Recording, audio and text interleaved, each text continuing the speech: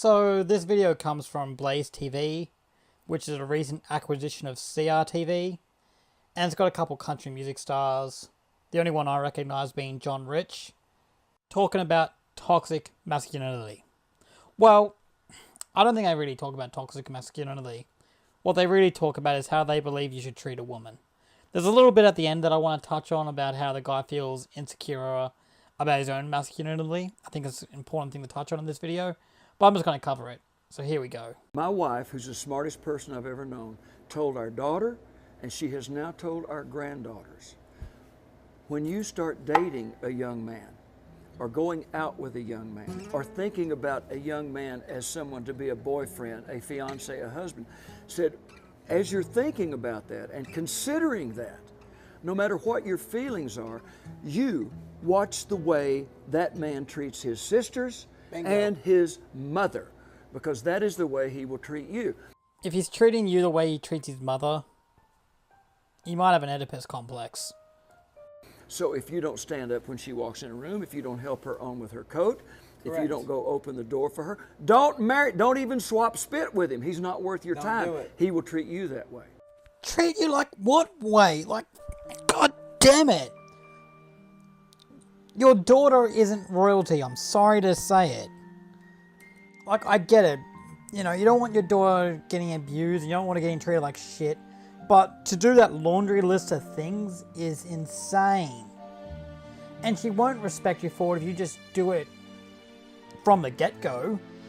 Bingo. So, my father treated my mother that way, my grandfather, and I have tried to treat Janice that way. Respect to... I really do love that caveat. I try to treat my wife that way. To a woman is deference to her.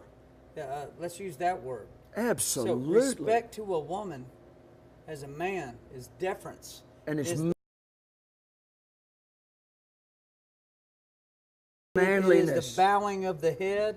It is, you have more jurisdiction than I have. Mm-hmm. That's why I open the door. That's why I do this. That's why I bow. That's why I, whatever you want, you got it. I'm here for you, whatever you want.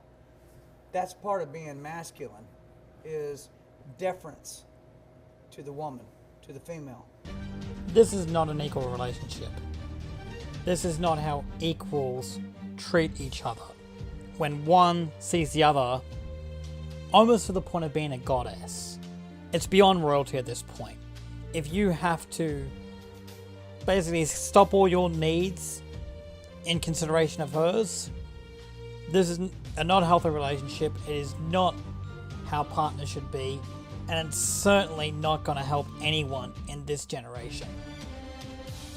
I'm starting to wonder whether this is just bullshit or not. Like, they can't possibly believe this, that all women, just for being born women, you need to stand up when they enter the room, you need to bow your head and do things that, as I've been saying, resemble royalty. I don't believe for a second this is legitimate. And if it is, it's bad advice. This isn't masculine. This is... It's certainly not beta, but there's some word for it that's just... It's just submissive. And submissive just for the sake of being submissive. It makes no sense. This is... Without question. And they have spun that to mean this twisted version of it. If you hold the door, or if you take your hat off at dinner, or you pull the chair out for them, or whatever you do, that you're treating them as if they're unequal to you. Unequal. They're not your equal because they can't do it themselves. No. It's the actual opposite of that. Right. It's in deference to them. It's in respect to them. It's in a bowing of the head to females. It's in the bowing of my will to you. You got whatever you want. I'm here to back you up. That's what a man is. That's what masculinity is. It is the ability to overcome your own testosterone and yield to the will of the woman. That's a real man. The most annoying part of this video is these men are all talking about, you know, the way they expect their daughters to be treated, or the way they expect women in general to be treated, but they don't really talk about the way they expect themselves to be treated. And it's kind of disappointing that that's not even brought up by any of them. Like, it's not even a consideration. Not all men are treated with respect, guys, and that's assuming that you are. And let me say that. Let me say this one thing.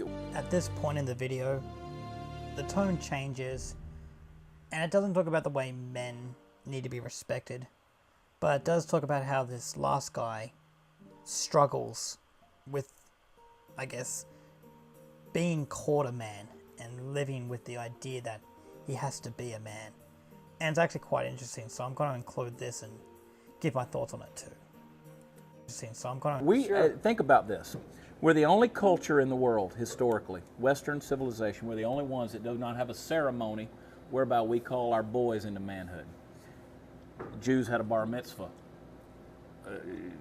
Native Americans had a vision quest, whatever you want to call it, all these things. There was a ceremony where now you're part of the tribe, you're part of the village, you're part of the men.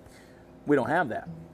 And so what we have, consequentially, is we got a bunch of men who hit 40 years old, and guess what? Up here, they're still in their adolescence. They still objectify women.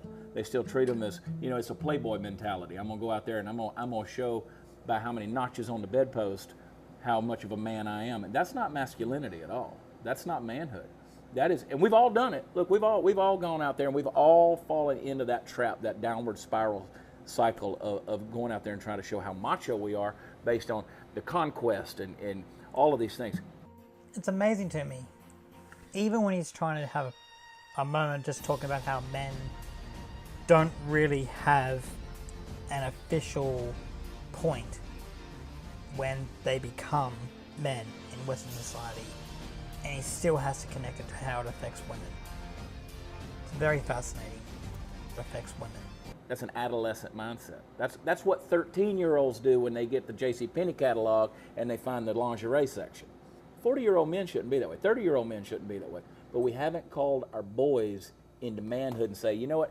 I went to my father. He's a hard man. He was not a man of many words. And I went to my father when I was 21 years old, and I said, Dad, I want to know how you see me. He said, what do you mean? I said, do you see me as a man? He said, well, you're my son. And I said, I know that, and I appreciate that, and I know in your mind I'll always be your boy. I said, but I want you, because he would have never come to this conclusion on his own. I said, I want you to think of me as a man, And that was a hard conversation for me to have, but I needed to hear my father think of me as a man, and it made a big difference. Okay, so that's the video. And I've been wanting to actually record this for a while now, and I've been struggling with thinking of what I'm going to say, so I've tried to make this as purely off the cuff as possible. There's no script, it's just me thinking as I hear it for like the 5th time, and what my thoughts are. And it's just sadness, really. It's sad that these guys, even when they can talk about masculinity in an open and honest way, they need to cloak it in a, this is how you need to treat women, before they can even get to their insecurities about being a man. And it's just unfortunate, you know. The title of the video is about toxic masculinity. They barely even touch on it. It's just, it's sad and frustrating. And I'm sorry this video wasn't funny, you guys, but I thought it deserved to be talked about, and hopefully someone else sees this and they talk about it and we add a little bit more into it from here. Hope you enjoyed it, guys, and have a good one. Hey guys.